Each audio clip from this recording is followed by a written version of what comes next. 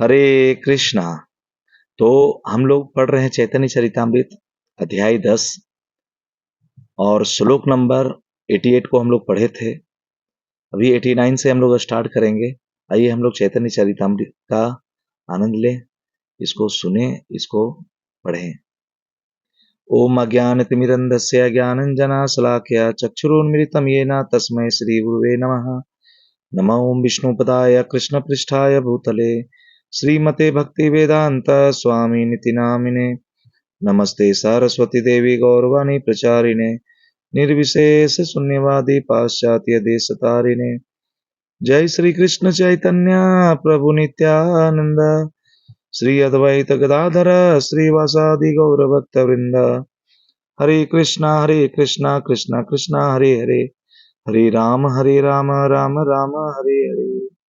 जय जय श्री चैतन्य जय नित्यानंद, जय द्वैत चंद्र जय गौरभक्त वृंद। पश्चिमेरा लोक सभा मूढ़ अनाचार, ताहा प्रचारिला दोहे भक्ति सदाचार। भक्ति की पश्चिमी भाग के लोग न तो बुद्धिमान थे न शिष्ट, किंतु श्री रूप गोस्वामी तथा सनातन गोस्वामी के प्रभाव से वे भक्ति तथा सदाचार में प्रशिक्षित हो सके। ये होते हैं आचार्यों के गुण, ये होते हैं संतों के।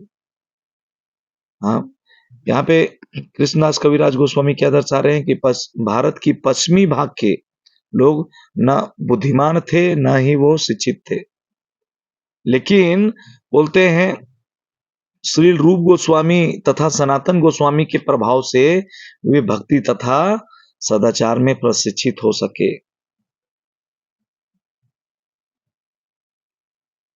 आगे बोलते हैं प्रामाणिक शास्त्रों के निर्देशों के अनुसार दोनों गोस्वामियों ने लुप्त तीर्थ स्थलों का पुनर्उद्धार किया और वृंदावन में अर्चा विग्रहों की पूजा का सूत्रपात किया। फिर 46वीं शाखा श्री रघुनाथ दास गोस्वामी थे, हाँ, जो चैतन्य महाप्रभु के अत्यंत प्रिय सेवक थे। हाँ, उन्होंने महाप्रभु के पूर्ण शरणागत होने और उनके चरणों में निवास करने के लिए अपनी सारी भौतिक संपत्ति का परित्याग कर दिया। श्रील रघुनाथ दास गोस्वामी, हाँ, चैतन्य महाप्रभु के प्रिय सेवक थे और जितने भी थे, जितना भी उनका जो भी मतलब धन था, हाँ, भौतिक संपत्ति थी, सब कुछ का परित्याग कर दिया।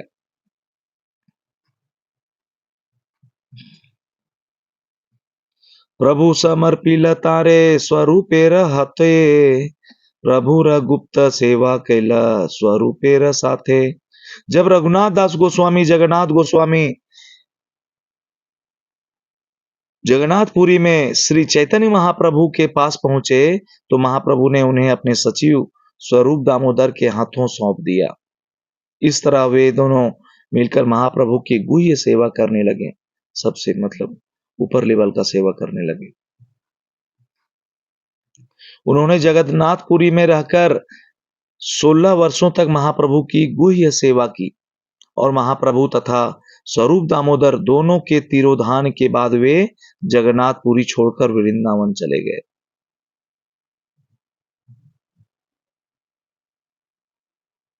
श्री रघुनाथ दास गोस्वामी की इच्छा हुई कि वे वृंदावन जाकर रूप तथा सनातन के चरण कमलों का दर्शन करें और फिर गोवर्धन पर्वत से कूदकर अपना प्राण त्याग दें।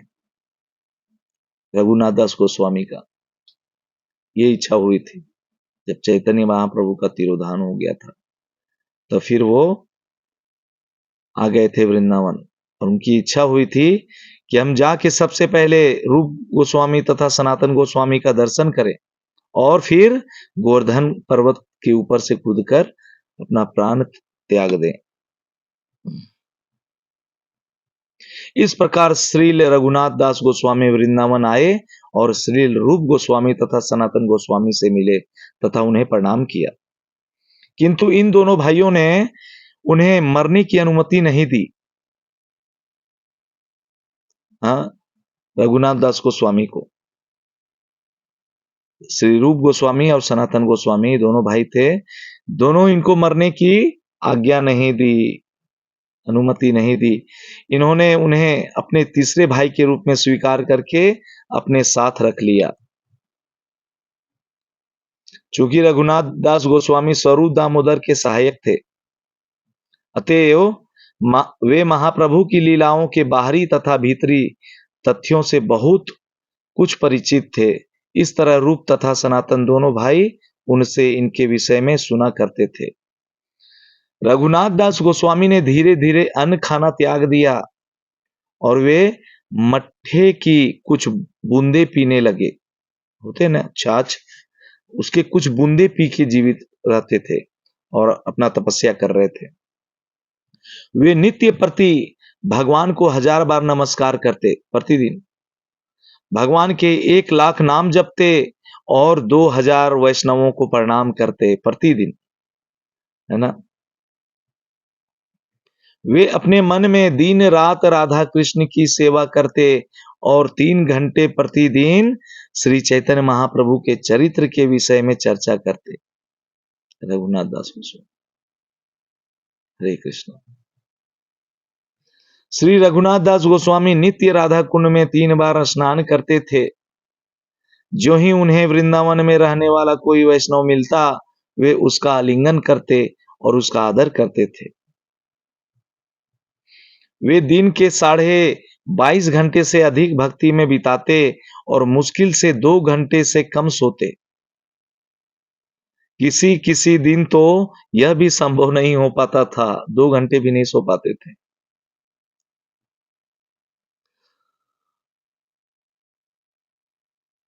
ताहार साधन रीति सुनीते चमत्कार, सेई रूप रघुनाथ प्रभु ये हमारा। जब मैं उनके द्वारा संपन्न भक्ति के विषय में सुनता हूँ, कृष्णदास कविराज गोस्वामी बोल रहे हैं, हाँ, उनके द्वारा, रघुनाथ दास गोस्वामी के द्वारा बोलते हैं, संपन्न भक्ति के विषय में सुनता हूँ तो आश्चर्यचकित रह जाता हूँ।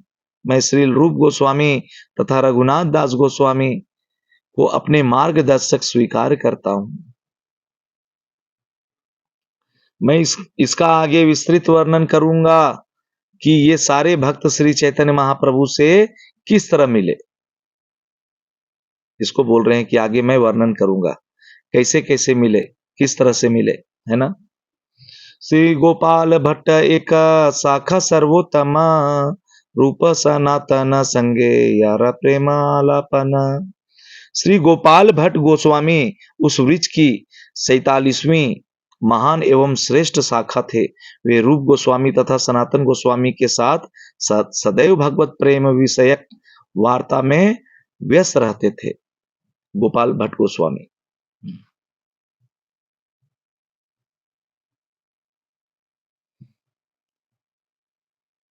आगे बोलते हैं, आचार्य शंकरान्य मूल वृक्ष की 48वीं शाखा माने गए।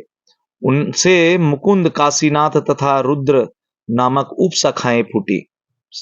आचार्य शंकरारण्य मूल वृक्ष की 48वीं शाखा माने गए, है ना। और उनसे भी मुकुंद हो गए, काशीनाथ हो गए तथा रुद्र नामक ये सब उप शाखाएं फूटी।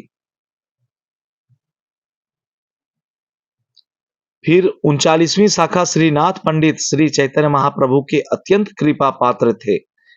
तीनों लोक के सारे निवासी यह देखकर चकित थे कि वे भगवान कृष्ण की किस तरह सेवा करते थे। श्रीनाथ पंडित आगे कहते हैं, चैतन्य वृक्ष की 50वीं शाखा जगन्नाथ आचार्य महाप्रभु के अत्यंत प्रिय दास थे और महाप्रभु की आज्ञा से उन्होंने गंगा नदी के तट पर रहने का निश्चय किया। चैतन्य वृक्ष की 51वीं शाखा कृष्णदास वैद्य, 52वीं शाखा पंडित शेखर, 53वीं शाखा कविचंद्र थे और 54वीं शाखा षष्ठीवर हुए, जो बहुत बड़े संकीर्तनिया थे।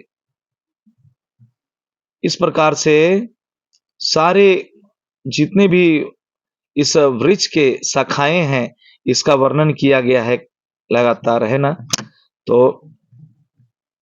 हम लोग इस प्रकार से पूरा अंत तक ये शाखाओं का वर्णन है। हाँ, जैसे बोलते हैं माधवी देवी प्रमुख भक्तों में 17वीं थी, 17वीं शाखा 17, और सीखी माहिती की छोटी बहन थी। उन्हें पूर्व जन्म में श्रीमती राधा रानी की दासी के रूप में माना जाता था। इस प्रकार से सारी शाखाओं के बारे में वर्णन है। बलभद्र भट्टाचार्य बोलते हैं 23वीं प्रमुख पार्षद थे, जो प्रामाणिक भक्त थे और जिन्होंने महाप्रभु की मथुरा की यात्रा के समय उनके ब्रह्मचारी का कार्य किया करते थे, जब मथुरा गए थे चैतन्य महाप्रभु, है ना। यहाँ पे बोलते वाराणसी के प्रमुख भक्तों में वैद्य चंद्रशेखर, प्रमुख भक्त में वैद्य चंद्रशेखर, तपन मिश्र तथा तपन मिश्र के पुत्र रघुनाथ भट्टाचार्य थे। जब भगवान चैतन्य वृंदावन से होकर वाराणसी आए, तब वे 2 मास तक चंद्रशेखर वैद्य के घर में रहे, चैतन्य महाप्रभु, और तपन मिश्र के घर प्रसाद ग्रहण करते रहे। जब श्री चैतन्य महाप्रभु तपन मिश्र के घर ठहरे हुए थे, तब रघुनाथ भट्ट को जो रघुनाथ भट्ट हैं, जो उस समय बालक थे, झूठे बर्तन मांजते थे और उनके पांव दबाते थे चैतन्य महाप्रभु के। जब रघुनाथ बड़े हो गए, तब वे श्री चैतन्य महाप्रभु के दर्शन करने जगन्नाथपुरी गए और वहां 8 मास तक रहे जगन्नाथपुरी में। कभी कभी वे महाप्रभु को प्रसाद अर्पण करते थे। बाद में महाप्रभु की आज्ञा से रघुनाथ वृंदावन चले गए और वहां श्री रूप गोस्वामी की शरण में रहे। जब वे श्री रूप गोस्वामी के साथ ठहरे थे, तो उनका एक ही काम था, श्रीमद् भागवत बांचकर उसे सुनाना। इसके फलस्वरूप उन्हें कृष्ण प्रेम की पूर्णता प्राप्त हुई। इसके बाद ही बोलते हैं कृष्ण प्रेम की पूर्णता प्राप्त हुई, जिसके कारण वे सदैव उन्मत्त रहा करते थे।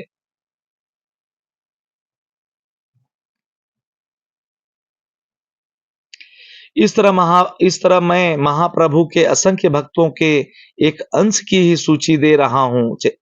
कृष्णदास कविराज गोस्वामी बोल रहे हैं, केवल एक अंश की ही सूची दे रहा हूं महाप्रभु के असंख्य भक्तों की। हाँ, मात्र एक अंश की सूची दे रहा हूं, सबका वर्णन कर पाना संभव नहीं है। सोचिए ना, हम लोग पढ़ नहीं पा रहे, तो वर्णन करना तो सो छोड़ दिए। यही चीज यहाँ पे बता रहे हैं, सभी का वर्णन कर पाना संभव नहीं है। वृक्ष की प्रत्येक शाखा से शिष्यों तथा प्रशिष्यों की करोड़ों उपशाखाएं निकली हैं। सकल भरिया अच्छे प्रेम फूल फले, भसाइल त्रिजगत कृष्ण प्रेम जले। वृक्ष की प्रत्येक शाखा तथा उपशाखा अनेक फलों और फूलों से परिपूर्ण है। ये जो वृक्ष है चैतन्य नामक जो वृक्ष है, बोलते अनेक फलों और फूलों से परिपूर्ण है। जैसा कि हम लोग देखें, ये सब फल ही तो है। शाखाएं हैं, उप शाखाएं हैं, फल हैं। वे कृष्ण प्रेम के जल से विश्व को अपलावित करती हैं। श्री चैतन्य महाप्रभु के भक्तों की प्रत्येक शाखा की अनंत आध्यात्मिक शक्ति और अनंत महिमा है। यदि किसी के 1000 मुख भी हों, तो भी उनके कार्यकलापों की सीमाओं का वर्णन कर पाना संभव नहीं होगा। ये कृष्णदास कविराज गोस्वामी स्वयं बता रहे हैं। मैंने श्री चैतन्य महाप्रभु के विभिन्न स्थानों के भक्तों का संक्षिप्त वर्णन किया है, जैसा कि हम लोग पीछे पढ़े। 1000 मुखों वाले शेष भगवान की उन सबकी सूची नहीं बना सकते। श्री रूप रघुनाथ पदे यार आसा, चैतन्य चरितामृत कहे कृष्ण दास। श्री रूप और श्री रघुनाथ के चरण कमलों में प्रार्थना करते हुए और सदैव उनकी कृपा की आकांक्षा रखते हुए मैं कृष्णदास उनके चरण चिन्हों पर चलते हुए श्री चैतन्य चरितामृत का वर्णन कर रहा हूं। हाँ, तो इस प्रकार बोलते हैं, ये जो 10वां अध्याय है, हाँ, चैतन्य वृक्ष के मुख्य स्कंद की शाखाओं, उप शाखाओं, है ना, ये इसका भक्ति वेदांत तात्पर्य पूर्ण हुआ। तो कल से हम लोग 11वां अध्याय को पढ़ेंगे। आप लोग प्लीज आइए, और चैतन्य चरितामृत को सुनिए, साथ में आप लोग भी पढ़िए और फिर अपने इस मनुष्य जीवन को धन्य धान्य कीजिए। हरे कृष्णा। वाञ्छाकल्पतरुभ्यश्च कृपा सिन्धुभ्य एव च पतितानां पावनेभ्यो वैष्णवेभ्यो नमो नमः। अनंत कोटि वैष्णव वृंद की जय। जगत गुरु श्रील प्रभुपाद की जय। निताई निताई गौर प्रेमानंदे। हरि हरि बोल। हरे कृष्ण।